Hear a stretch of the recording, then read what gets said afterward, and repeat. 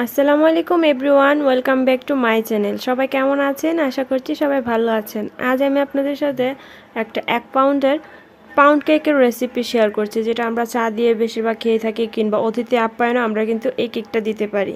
অবশ্যই এই কেকটা যদি আপনি অতিথির সামনে দিয়ে থাকেন, তাহলে প্রশংসা কিন্তু আপনার সারা জীবনই শুনতে হবে।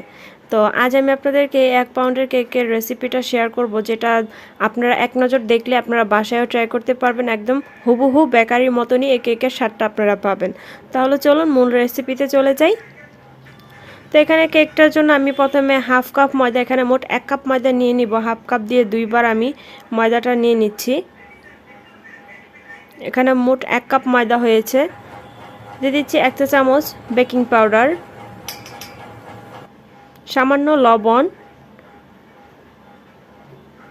1 চা চামচ ভ্যানিলা পাউডার। আপনারা ভ্যানিলা পাউডার না দিয়ে থাকলে আপনারা ভ্যানিলা এসেন্স যেটা পাওয়া যায় সেটাও দিতে পারেন। এখন আমি শুকনো উপকরণগুলো ভালোভাবে চেলে নিব। অবশ্যই শুকনো উপকরণগুলো ভালোভাবে চেলে নেওয়ার চেষ্টা করবেন, এতে কেকটা খুব সুন্দর এবং পারফেক্ট হয়।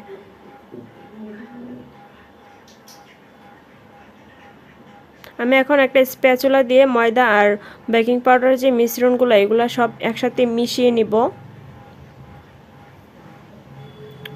তো এখানে আমি আরও 2টা জিনিস অ্যাড করতে ভুলে গিয়েছি। একটা হলো 1 টেবিল চামচ গুঁড়া দুধ আর হাফ টেবিল চামচ কর্নফ্লাওয়ার। এই কর্নফ্লাওয়ারটা দিলে আপনার কেকটা অনেক দিন পর্যন্ত ভালো থাকবে, এর জন্য এই কর্নফ্লাওয়ারটা দেওয়া। অবশ্যই এই 2টা দেওয়ার চেষ্টা করবেন। তারপর একটু এগুলো সবগুলো একসাথে মিশিয়ে নিচ্ছি। গুঁড়ো দুধটা দিলে কেকের খুব সুন্দর একটা ঘ্রাণ বের হয়। তো এখানে আমি 2টা ডিম নিয়ে নিয়েছি। ডিমের কুসুম এবং সাদা অংশ দুটোই একসাথে নিয়েছি। এই 2টি ডিম 1 পাউন্ডের জন্য পারফেক্ট। আর এখানে হাফ কাপ চিনি নিয়েছি। যদি আপনাদের একটু বেশি মিষ্টি পছন্দ হয়, তাহলে হাফ কাপের থেকে একটু বেশি দিতে পারেন। বেশি দিলে কিন্তু আবার কেকটা পারফেক্ট হবে না। তো এখন আমি একটা হ্যান্ড বিটার দিয়ে ডিমগুলো ভালোভাবে বিট করে নিচ্ছি। তো এখন আমি হাফ কাপ চিনি 2বারে মিশিয়ে দিব।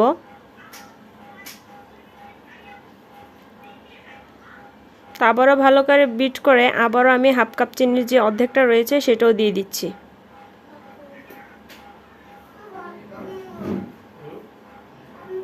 তো ভালোভাবে বিট করে চিনিটা আর ডিমটা একসাথে বিট করে নিচ্ছি একটা ফোমি হওয়ার জন্য। তা এখন ডিম আর চিনি ভালোভাবে বিট করে আমি একটা ফোম করে নিচ্ছি। এই যে দেখেন কি সুন্দর ডিমটা কিন্তু ফোম হয়ে যাচ্ছে। তো এইভাবে কতক্ষণ বিট করতে করতে যখন এরকম আকার হয়ে আসবে, তখন আমরা এখানে তেল ইউজ করব। আপনারা চাইলে বাটার গলিও বাটার ইউজ করতে পারেন। তো আমি স্প্যাচুলা দিয়ে সামান্য আলতো হাতে নেড়ে দিচ্ছি ব্যাটারটা। এতে চিনি যদি নিচে বসে থাকে সেটা উঠে যাবে। এখানে 1/3 কাপ তেল ইউজ করছি আমি, এর বেশি তেল ইউজ করা যাবে না, এতে কেকটা কিন্তু ভালো হবে না। তো 1/3 কাপ তেলই যথেষ্ট 1 পাউন্ড একটা কেকের জন্য। আপনারা যদি আমার এই রেসিপি হুবহু এইভাবে ফলো করেন, তাহলে আপনাদের কেকটা অবশ্যই দোকানের মতন পারফেক্ট হবে। তো এই তো আমার বিট করা হয়ে গিয়েছে। এখন আমি ব্যাটারটা আলতো হাতে নেড়ে দিব। তেল দেওয়ার পরে বেশি বিট করার প্রয়োজন নেই। এখন চেলে নেওয়া শুকনো উপকরণগুলো অল্প অল্প করে আমি মিশিয়ে নিব। এই তো শুকনো উপকরণগুলো আমি 2-3বারে দিয়ে ভালোভাবে ব্যাটারটার সাথে মিশিয়ে নিচ্ছি। এটা খুব ধৈর্য সহকারে করতে হবে, উল্টাপাল্টা মিক্স করলে কিন্তু কেকের ব্যাটারটা নষ্ট হয়ে যাবে। তো এই তো আমার কেকের ব্যাটার মিক্সড করা হয়ে গিয়েছে। এখন আমি একটা 7 ইঞ্চি মোল্ড নিয়ে নিব। এটা পাউন্ড কেকের মোল্ড। 7 ইঞ্চি মোল্ডে আমি কেকটা বেক করব। নিচে একটা বাটার পেপার বিছিয়ে নিয়েছি। এখন কেকের পুরো ব্যাটারটা আমি এখানে ঢেলে দিব।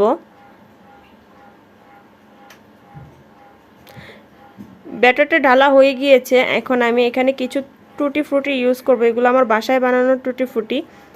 তো এটার ভিতরে আমি সামান্য একটু ময়দায় দিব, যেন ব্যাটার টুটি ফ্রুটিগুলো নিচে না চলে যায়। এর জন্য ময়দার ভিতরে ভালো করে মিক্সড করে আমি এখন কেকের উপরে এগুলা দিয়ে দিব। সামান্য একটু ট্যাপ ট্যাপ করে মোলটা, তারপর আমি এগুলা দিয়ে দিব। আপনারা নিশ্চয়ই দেখে বুঝতে পারতেছেন আমি কিভাবে কাজগুলো করছি। এখানে আমার ছেলে দুষ্টুমি করতেছে কেকের জন্য, ও দেখতে চাচ্ছে আমি কিভাবে কি বানাচ্ছি।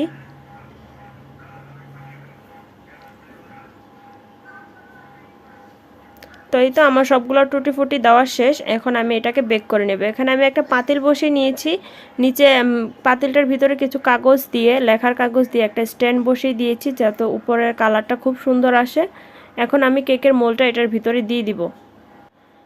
এই তো আমি কেকের মোলটা এটার ভিতরে বসিয়ে দিয়েছি। এখন এটাকে আমি প্রায় 50 মিনিটের মতন আমি এটাকে বেক করব। 50-60 মিনিটের ভিতরে কিন্তু কেকটা রেডি হয়ে যাবে। এই পাউন্ড কেকগুলো একটু হতে একটু টাইম লাগে।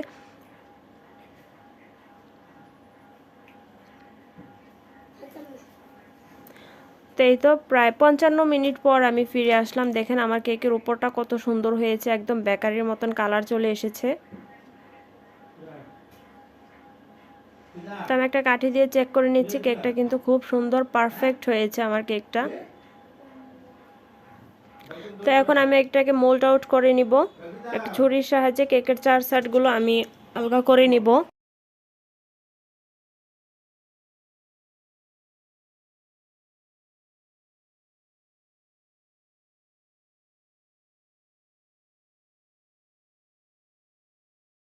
নিশ্চয়ই দেখতে পারছেন আমার কেকটা কিন্তু খুবই সুন্দর, নিচের কালারটা কিন্তু খুবই সুন্দর এসেছে। তো এইভাবে আপনারা যদি বাসায় ট্রাই করেন অবশ্যই আপনাদের কাছে ভালো লাগবে এবং দোকান থেকে কেক কেনা বন্ধ করে দিবেন। তো নিশ্চয়ই দেখতে পারতেছেন কেকটা কত সুন্দর হয়েছে। আমি এখন কেকগুলো স্লাইস করে আপনাদেরকে দেখিয়ে দিব।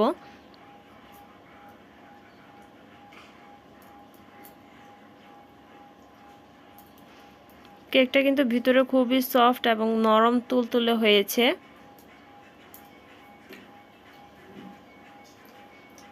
তো এই দেখেন কেকটা কত সুন্দর হয়েছে মাশাআল্লাহ। এভাবে আপনারা বানিয়ে যদি অতিথিকে খাওয়ান অবশ্যই অতিথি দেখবেন আপনার কাছে আবারও এই কেকটা খাওয়ার জন্য রিকোয়েস্ট করবে।